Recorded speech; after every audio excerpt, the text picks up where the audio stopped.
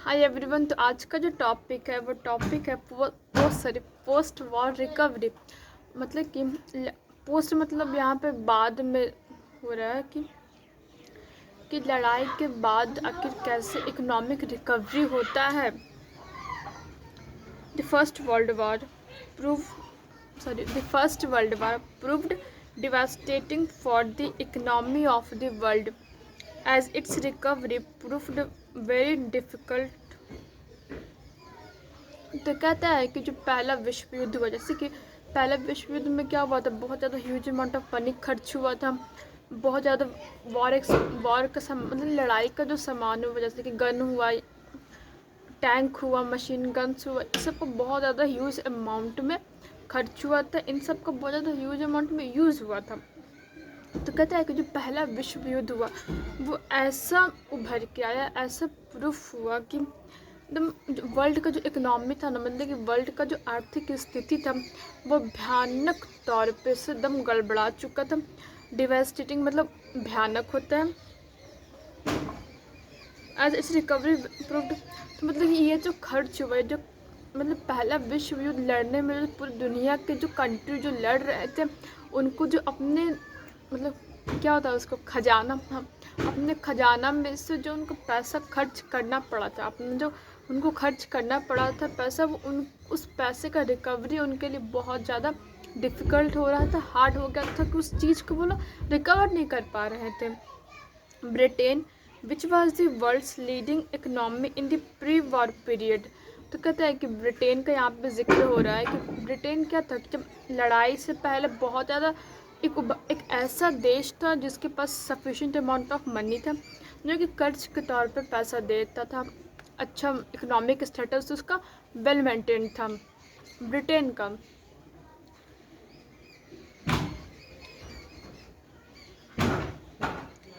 Which was the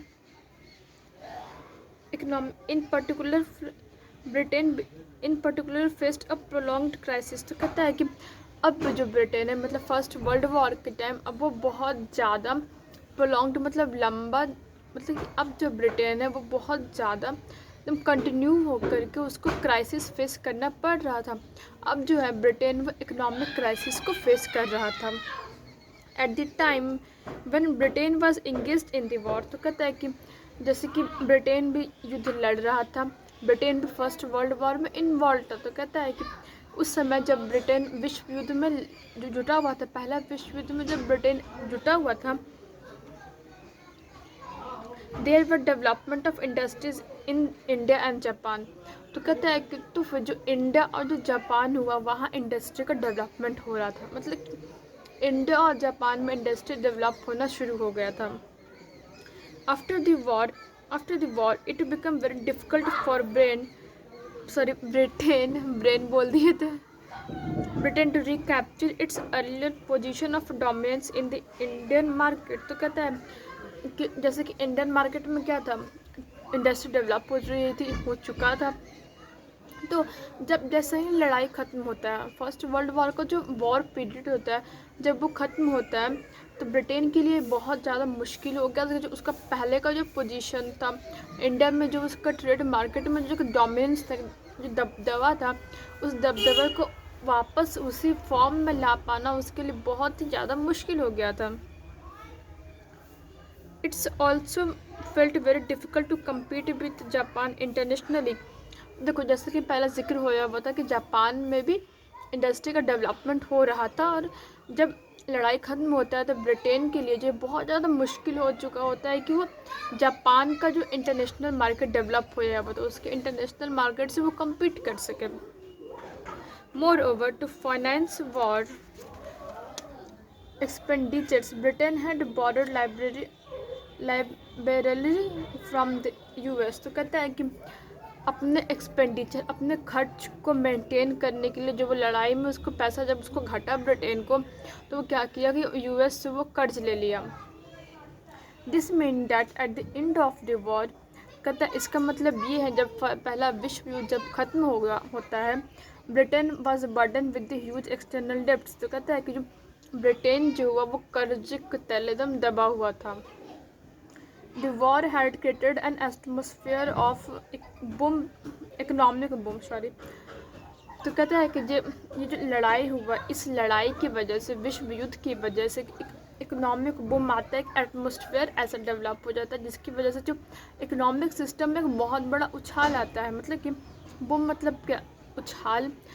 किसी का economic system घटता है तो किसी का इकोनॉमिक सिस्टम बढ़ता है। जैसे कि हम लोग पहले प्रीवियस पैराग्राफ में हम लोग देखे थे कि इंडिया और जापान में इंडस्ट्रियल डेवलपमेंट शुरू हो चुका था और फिर ब्रिटेन का जो इकनॉमी था वो घट रहा था। वही कहता है कि उछाल आता है पहले विश्व युद्ध के दौरान, because of a large increase in demand, production and employment. तो कहते हैं ऐसा क्यों होता है, उछाल क्यों आता है।